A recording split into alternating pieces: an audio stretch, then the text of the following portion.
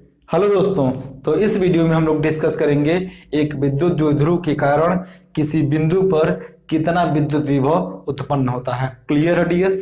तो इस सिचुएशन में क्या करते हैं, इस पूरे डेरिवेशन को आगे प्रोसीड करते हैं।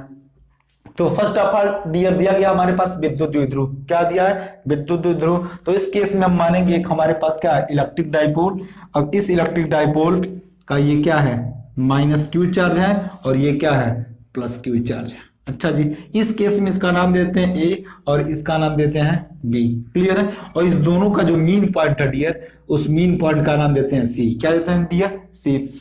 और चूंकि इलेक्ट्रिक डाइपोल के बीच का जो डिस्टेंस होता है डियर, उसको हम लोग लेते हैं 2l अथवा लेते हैं 2d। क्या लेते हैं डियर? 2l अथवा 2d। वो तो आपके ऊपर डिपेंड करता है, 2l लेंगे कि 2d। क्लियर है डियर? तो फिलहाल हम लेकर चलते हैं डी को। किसको लेकर चलते हैं डियर? डी को। इट मीन्स हमारे पास ए से सी के बीच का जो डिस्टेंस होगा डियर, वो क्या है, डी है और सी से बी तक का वो डिस्टेंस क्या है, डी है। अच्छा जी, अब इस केस में हमारे पास दिया गया विद्युत द्विध्रुव के कारण किसी बिंदु पर विभव, किसी बिंदु पर उत्पन्न विभव। तो इस केस में हमारे पास ये इलेक्ट्रिक डाइपोल है और इसी इलेक्ट्रिक डाइपोल के कारण इस पॉइंट पी पर हमें इस इलेक्ट्रिक डाइपोल के कारण इस पॉइंट पी पर इलेक्ट्रिक पोटेंशियल को कैलकुलेट करना है। Okay dear? अच्छा जी, इस केस में हमने माना इलेक्ट्रिक डाइपोल का जो मीन पॉइंट सी है और इसे सी से पी तक का जो डिस्टेंस है डियर, उसको हमने माना आर। क्या माना? आर। क्लियर है?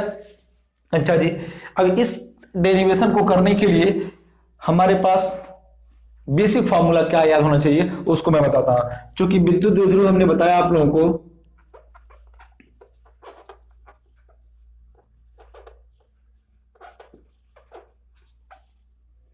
विद्युत द्विध्रुव बताया डियर, विद्युत द्विध्रुव क्या होता है, 2l अथवा हम लोग क्या लिख सकते हैं, 2d। क्या लिख सकते हैं? 2d, यानी 2l भी ले सकते हैं और क्या लिख सकते हैं, 2d ले सकते हैं। अच्छा जी, अगर इसी कंडीशन में आता है विद्युत द्विध्रुव आघूर्ण, इलेक्ट्रिक डाइपोल मोमेंट, क्या आता है डियर? इलेक्ट्रिक डाइपोल मोमेंट, विद्युत द्विध्रुव आघूर्ण।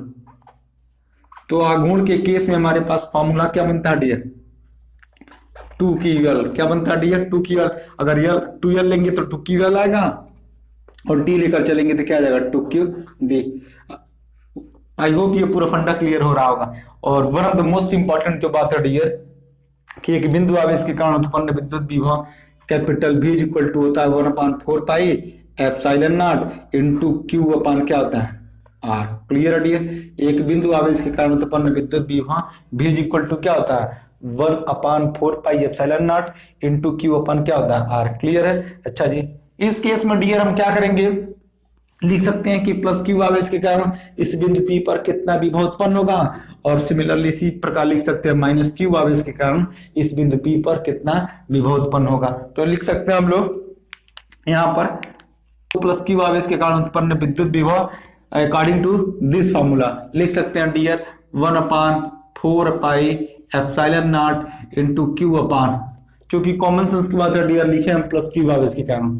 तो प्लस क्यू आवेश के कारण इस पॉइंट P पर इलेक्ट्रिक पोटेंशियल क्या होगा, उसको कैलकुलेट करेंगे। तो ये हो जाएगा प्लस क्यू आवेश के कारण उत्पन्न विद्युत विभव is equal to 1/4 pi epsilon not into Q upon R। Q upon R, चूंकि ये हमको डिस्टेंस मालूम नहीं है डियर, तो हम लिख सकते हैं BP। क्या लिख सकते हैं डियर? BP। आई होप ये पूरा फंडा क्लियर हो गया होगा। सिमिलरली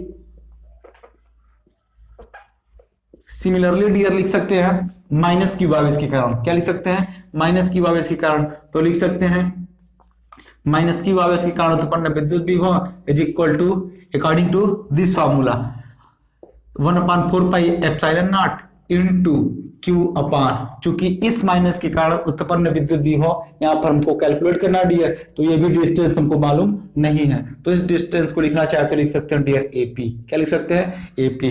डियर, इस वीडियो को आप लोग नहीं देखे हैं तो आई बटन में इस वीडियो का लिंक दिया जा रहा है, जाइए देख लीजिए, उसके बाद ये डेरिवेशन एकदम ढंग से क्लियर हो जाएगा। क्लियर है? अच्छा जी, चूंकि हमने क्या लिखा डियर, क्यू आवेश के कारण इस बिंदु P पर electric potential V is equal to हो गया 1/4 pi epsilon nought Q upon दोनों के बीच की दूरी हमें मालूम नहीं है, तो हमने क्या लिखा, BP। सिमिलरली हमने लिखा माइनस क्यू आवेश के कारण इस बिंदु P पर उत्पन्न विद्युत विभव इज इक्वल टू हो गया 1/4 pi epsilon not into Q upon R होता है, तो चूंकि ये भी डिस्टेंस हमको मालूम नहीं है, तो इस केस में हमने क्या लिखा डियर, एपी। क्या लिखा, एपी। आई होप ये पूरा फंडा क्लियर हो गया होगा। अब चूंकि कॉमन सेंस की बात है डियर, ये रेखा पीसी और पीबी नॉट इक्वल है। इट मींस डियर हमने बोला क्या है कि ये रेखा और ये रेखा दोनों आपस में इक्वल नहीं है। Clear dear. अच्छा जी, अब इस केस में हमें क्या करना है, इस इलेक्ट्रिक डाइपोल के कारण इस पॉइंट पी पर इलेक्ट्रिक पोटेंशियल को कैलकुलेट करना है। अच्छा जी, तो इस केस में डियर क्या करते हैं, थोड़ा कंस्ट्रक्शन करते हैं। तो कंस्ट्रक्शन क्या करेंगे डियर, इस लाइन के एलांग हम क्या करते हैं, इस रेखा पर परपेंडिकुलर ड्रा करते हैं। इस लाइन के एलांग क्या करते हैं, इस पर परपेंडिकुलर ड्रा करते हैं। तो इस केस में डियर हमने क्या किया, इस रेखा के एलांग इस पर क्या किया, परपेंडिकुलर ड्रा किया। क्या ड्रा किया, परपेंडिकुलर। अच्छा सर क्यों किया, परपेंडिकुलर ड्रा करने का पर्पज क्या है, तो परपेंडिकुलर ड्रा करने का पर्पज मेरा डियर ये है कि इस परपेंडिकुलर से ये दोनों जो रेखा डियर ये आपस में क्या हो जाएगा, इक्वल हो जाएगा। क्या हो जाएगा, इक्वल हो जाएगा। क्लियर है, इट मींस दोनों की लंबाई क्या होगा, इक्वल होगा। आज चूंकि बेसिक कॉन्सेप्ट हम जान चुके हैं कि पी से जो सी का डिस्टेंस है डियर उसको हमने क्या माना है, आर। इट मींस डियर जो डिस्टेंस यहां से यहां तक का होगा वही डिस्टेंस यहां से यहां तक होगा। इट मींस हमने नाम दिया ए बी सी और इसका नाम रख देते हैं डी। क्या नाम रखते हैं डियर, डी। क्या नाम रख दिया, डी।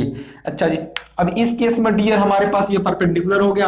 अब लगाते हैं ट्रिग्नोमेट्री। क्या लगाते हैं डियर, तो इस केस में हमारे पास ये राइट एंगल हो गया डियर। क्या हो गया, राइट एंगल हो गया। अच्छा जी, चूंकि हमने इस डाइपोल के पॉइंट सी से और पॉइंट पी तक का डिस्टेंस क्या लिया, आर लिया है, और इस केस में जो हमारे पास ये एंगल बन रहा है डियर उसका नाम दे देते हैं हम लोग थीटा। क्या देते हैं डियर, थीटा। क्लियर है। अब इस केस में डियर हमें चाहिए ये लंबाई। क्या चाहिए, ये वाला लंबाई। चूंकि ये दोनों आपस में क्या हो गए, इक्वल हो गए, तो ये इट मींस ये पूरा जो लंबाई होगा इस लंबाई से क्या होगा, ग्रेटर होगा। इट मींस हमारे पास जो पीसी है वो ग्रेटर देन किससे होगा, पीबी से। यानी ये जो लाइन होगा डियर वो क्या होगा, पीबी से क्या होगा, बड़ा होगा। क्लियर है। इट मींस इसकी लंबाई क्या होगी, तो अगर इसकी लंबाई हम ज्ञात कर ले डियर तो इस टोटल की लंबाई अथवा इस टोटल की लंबाई ज्ञात कर सकते हैं। क्लियर है। तो अब क्या करते हैं डियर, यहाँ पे ट्रिग्नोमेट्री लगाते हैं। क्या लगाते हैं, ट्रिग्नोमेट्री। तो ये हमारे पास क्या हो गया, परपेंडिकुलर। क्या हो गया, परपेंडिकुलर। इट मींस ये क्या हो गया, आधार हो गया, और ये क्या हो गया, परपेंडिकुलर है यानी लंब हो गया। क्लियर है डियर, ये लंब हो गया, ये आधार हो गया, और दोनों को जो ज्वाइन कर देगा वो क्या हो गया, कोण हो गया। आज चूंकि हम जान चुके हैं कि हमारे पास क्या थीटा है, क्या है, थीटा। तो अब क्या करते हैं डियर, त्रिकोणमिति लगाते हैं। क्या लगाते हैं, त्रिकोणमिति। तो त्रिकोणमिति लगाएंगे डियर तो हमारे पास एक राइट एंगल बन गया dear, angle B D C. Angle B D C में, एंगल बी डी सी में हम जान चुके हैं कि एंगल डी इक्वल टू क्या हो गया, 90 डिग्री हो गया। तो इस केस में हम लोग लगाते हैं डियर, चूंकि हमें ये मान चाहिए। क्या चाहिए, हमें ये वाला मान चाहिए। तो इस मान को निकालने के लिए हम क्या करेंगे, ट्रिगो लगाएंगे। क्या लगाएंगे डियर, ट्रिगो। तो ट्रिगो में हम, ये हमारे पास आधार हो गया, ये क्या हो गया, कोण हो गया। तो लिख सकते हैं आधार बट्टे कोण। आधार बट्टे क्या लिख सकते हैं डियर, कोण।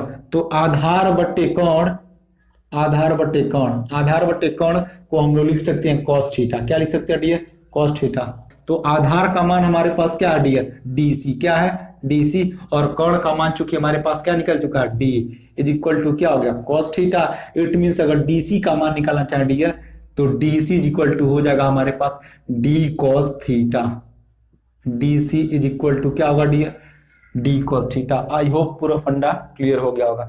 हम बताना क्या चाह रहे हैं डियर, चूंकि हमारे पास ये सी से पी तक का डिस्टेंस हमारे पास क्या है, आर है, और बी से पी तक का डिस्टेंस हमें मालूम नहीं है। तो हमने क्या किया, इस रेखा के एलांग यहां पर परपेंडिकुलर ड्रा किया, जिसके कारण ये दोनों लाइन है। It means P D is equal to क्या हो जाएगा, पीबी हो जाएगा। इट मींस ये जो लंबाई है एक्स्ट्रा हो जाएगा, इस पूरे लंबाई में क्या हो जाएगा, एक्स्ट्रा हो जाएगा। अब इस लंबाई को निकालने के लिए हम लोग लगाते हैं ट्रिग्नोमेट्री। क्या लगाते हैं, ट्रिग्नोमेट्री। चूंकि हमें ये वाला मान चाहिए डियर तो इस मान को निकालने के लिए हम क्या कर दे रहे हैं, यहाँ पे त्रिकोणमिति लगा रहा है। तो त्रिकोणमिति में लगाएंगे डियर तो हमारे पास आधार बट्टे कोण को बोलते हैं cos थीटा। क्या बोलते हैं डियर, cos थीटा।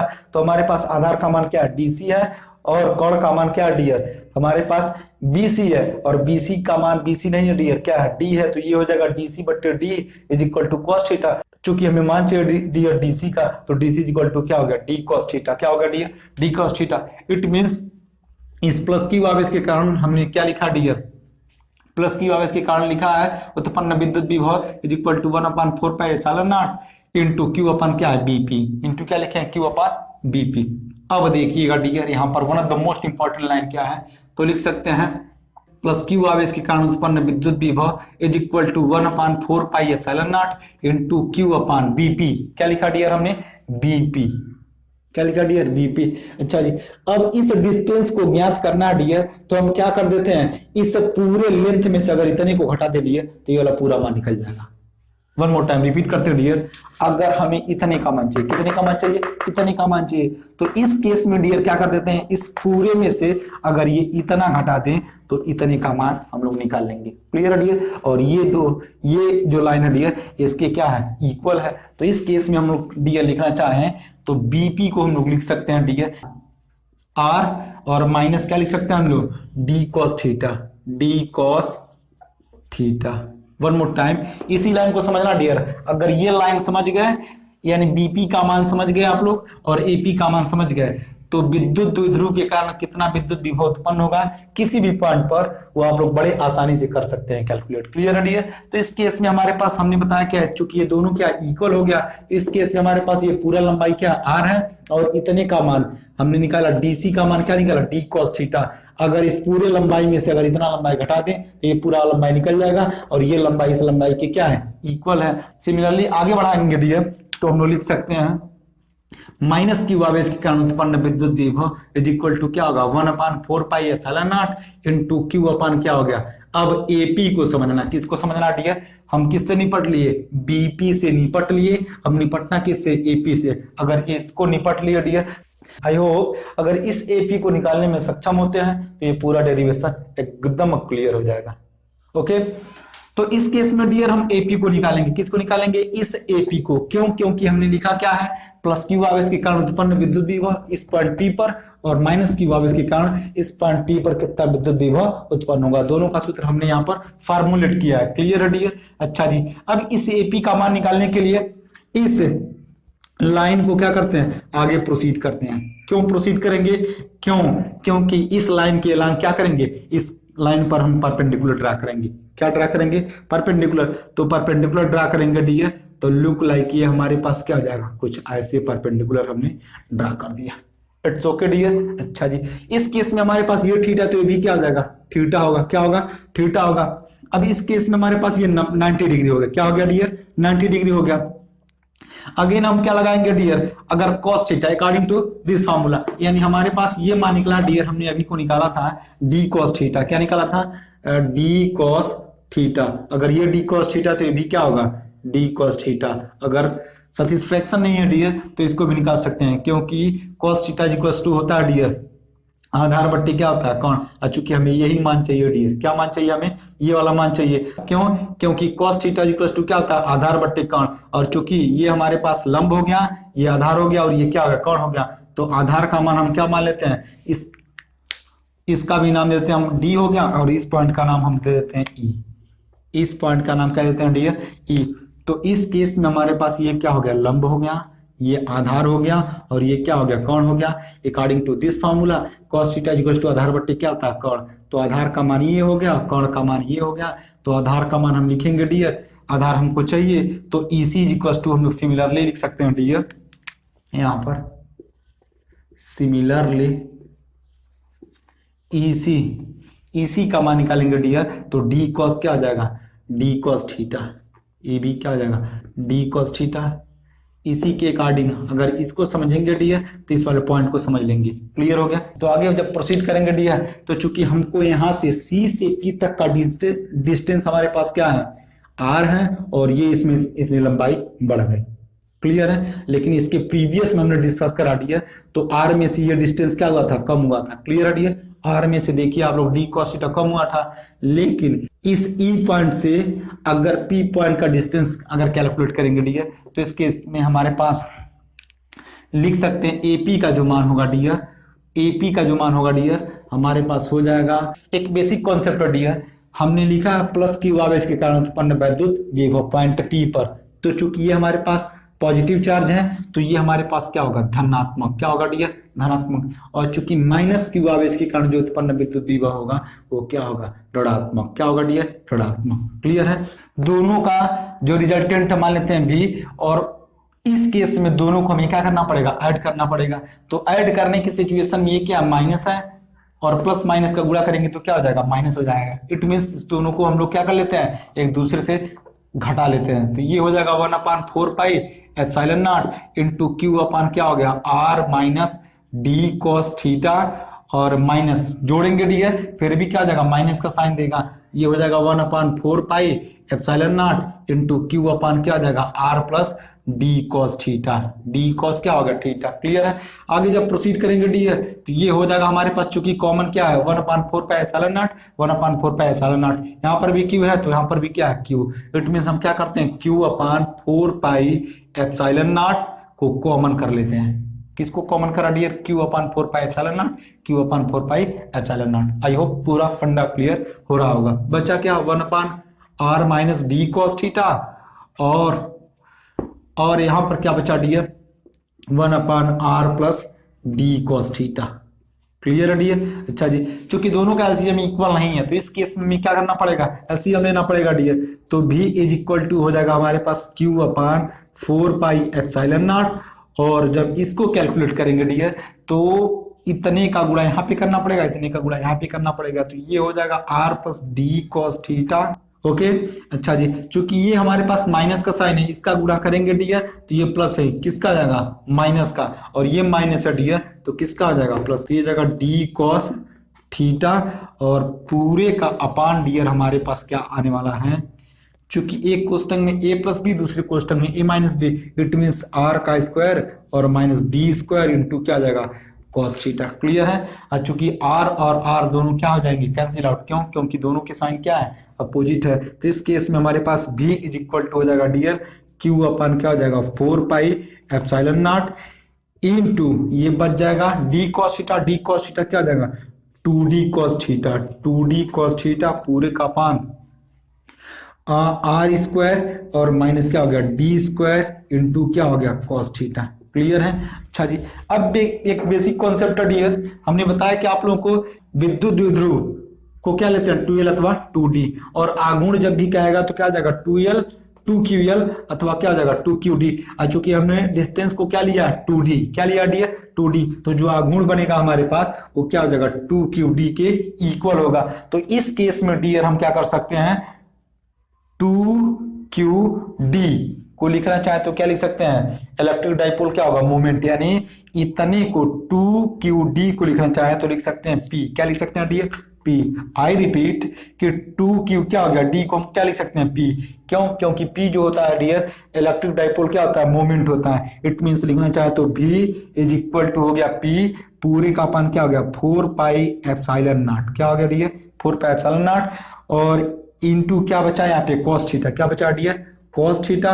और एक बेसिक नॉलेज डियर यहाँ पे और है कि चूंकि हमारे पास इलेक्ट्रिक डाइपोल के बीच का डिस्टेंस हम क्या लिए हैं 2d, क्या लिए हैं डियर 2d, और ये जो अब इसको समझना चाह डियर तो जो 2d होगा r की अपेक्षा क्या होगा बहुत छोटा होगा। तो इस केस में हम क्या कर सकते हैं d को 0 के इक्वल मान सकते हैं। तो हमारे पास डियर हो जाएगा ये 0, तो ये पूरा मान क्या हो जाएगा 0, और बचा क्या हमारे पास r का स्क्वायर, क्या बचा डियर r का स्क्वायर। अब इस प्रोसीजर को आगे लिखना चाहे डियर तो लिख सकते हैं 1/4 पाई एप्सिलॉन नॉट, और इनटू ये हो जाएगा हमारे पास p अपन क्या हो गया r का स्क्वायर इनटू क्या आ जाएगा cos थीटा, क्या आ जाएगा डियर cos थीटा। क्लियर हो गया। इट मींस हमारे पास जो विद्युत द्विध्रुव के कारण उत्पन्न विभव होगा dear v is equal to किसके इक्वल होगा 1/4 pi epsilon nought p upon क्या हो गया r का स्क्वायर इनटू क्या हो गया cos थीटा, क्या हो गया cos थीटा।